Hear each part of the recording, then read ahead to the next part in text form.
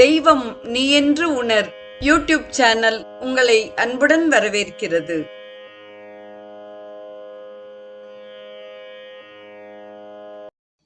வாழிய செந்தமிழ். அன்பு நிறை உள்ளங்களுக்கு அன்பார்ந்த வணக்கங்கள்.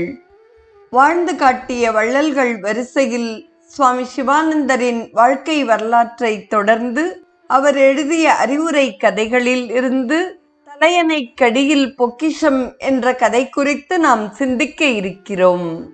பணக்கார யாத்ரிகர் ஒருவருடைய நட்பை பெறுவதில் முனியாண்டி வெற்றி பெற்று விட்டான். தனது சாமர்த்தியத்தை எண்ணி எண்ணி அவன் சந்தோஷமடைந்தான். அந்த யாத்ரிகர் தனியாகவே யாத்திரை செய்து கொண்டிருந்தார். அவரிடம் ஆயிரக்கணக்கான ரூபாய்கள் இருந்தன. என்றைக்காவது ஒரு நாள் இந்த பெரும் பணத்தை திருடிச் சென்று விடலாம் என்று முனியாண்டி திட்டமிட்டான். ஒவ்வொரு நாள் காலையும் முனியாண்டியின் முன்னால் அந்த யாத்ரிகர் தம்முடைய பணத்தை எண்ணி எண்ணி பைக்குள் வைப்பது வழக்கம். நாள் முழுவதும் அந்த பணப்பை அவரது சட்டை பையிலேயே இருக்கும். அதை பெட்டியில் வைத்து பூட்டுவதற்கு அவரிடம் ஒரு பெட்டி கிடையாது. இரவில் முனியாண்டி அந்த பணப்பையை தேடி தேடி பார்த்தும் கிடைக்கவில்லை. ஒவ்வொரு நாள் இரவும் முனியாண்டி தன் முயற்சியை விடாது மேற்கொண்டான். பணக்காரரின் ஏனைய சாமான்களிலும் அவரது படுக்கையிலும் பணப்பையை முனியாண்டி தேடினான்.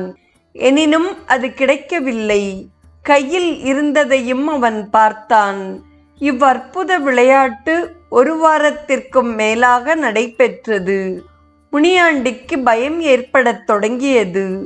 இந்த பணக்கார யாத்ரிகர் ஒரு மந்திரவாதியாகவோ அல்லது யோகியாகவோ அல்லது சித்தராகவோ இருக்கலாம் என்று முனியாண்டி எண்ணினான். தனது உள்ள கருத்தை ஒழிக்காது அந்த யாத்ரிகரிடம் கூறி, இந்த பணத்தை தாங்கள் எங்கு வைத்திருக்கிறீர்கள்? நான் எங்கு தேடியும் காணவில்லையே என்று மேற்கொண்டும் வினவினான். யாத்ரிகர் கொல்லென சிரித்தார். நண்பனே, உனது கருத்தை நான் அறிவேன். எனவே இரவில் இந்த பணத்தை உனது தலையணைக்கு அடியில் வைப்பது என் வழக்கமாக இருந்தது. நீதான் அங்கு பார்க்கவே எண்ணவில்லை என்று அவர் கூறினார். இந்த முனியாண்டிதான் ஆசைகள் நிறைந்த மனம். யாத்ரிகர்தான் கடவுள். ஆத்மீக ஆனந்தமும் அமைதியுமே பொக்கிஷம். தீய மனம் இன்பத்தை பெற விரும்புகிறது. அதை உலகத்து பொருள்களிலிருந்து பெறுவதற்கு அது மிகவும் எண்ணுகிறது. அவற்றில் இன்பம் காணப்படுவதில்லை. இறுதியில் தனது தீய எண்ணத்தை விட்டுவிட்டு கடவுளை அது அணுகுகிறது. இவ்வரிய இன்பமும் சதா சர்வ காலமும் உள்ளே கோவில் கொண்டிருக்கும் ஆத்மனிலேயே இருக்கும் உண்மையை கடவுள் அவனுக்கு வெளிப்படுத்துகிறார் என்பதாக அழகிய கருத்துடன் இக்கதையை நிறைவு செய்கிறார் நம் குருதேவர் சுவாமி சிவானந்தர். தொடரும் நிகழ்வு சுவாமி சிவானந்தரின் வைராகியமாலா என்னும் ஆங்கில நூலிலிருந்து மாயை குறித்து நாம் சிந்திக்க இருக்கிறோம். First comes Maya's vicious circle. I asked a fire woodcutter, "Why do you cut firewood?" He replied, "I must fill up my belly." I asked him again, "Why do you fill up your belly?" He replied, "I must cut firewood." This is a chakra of vicious circle. The sambar or soup is more in the plate. The man wants some more rice to eat because there is extra sambar in the plate. The rice has become more now, so he wants some more sambar. This is also a chakra or vicious circle. A man lost his first wife. He worries about his children. He marries a second wife to look after his first wife's children. Some more children are born now. This is also a chakra or vicious circle. Man does karma, enjoys the fruits and multiplies his vasanas. Vasanas force him to do karma again. Work, then vasana, then work again, then again vasana. This is also a vicious circle. O spiritual hero, attain knowledge of Atman, break all such circles and become free. Next comes the world is Maya. One thing is certain here, everybody dies. One thing is certain here, flowers fade.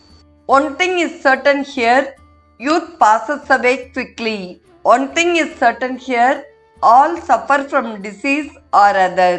One thing is certain here, money and women cannot make one happy. One thing is certain here, life is uncertain. One thing is certain here, wealth and women intoxicate. One thing is certain here, all are selfish and greedy. One thing is certain here, lust is the enemy of peace.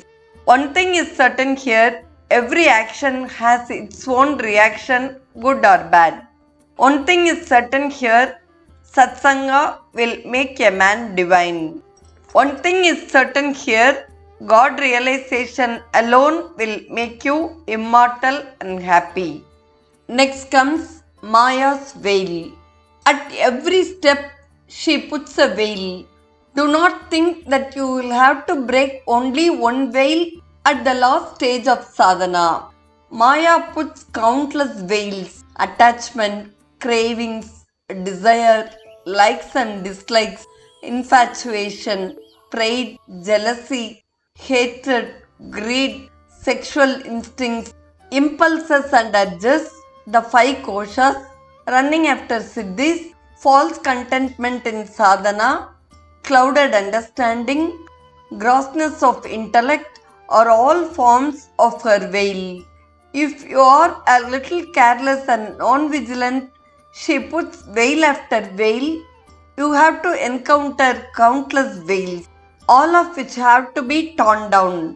Persevere, plod on, march courageously. Be regular in your sadhana. Practice eternal vigilance and introspection.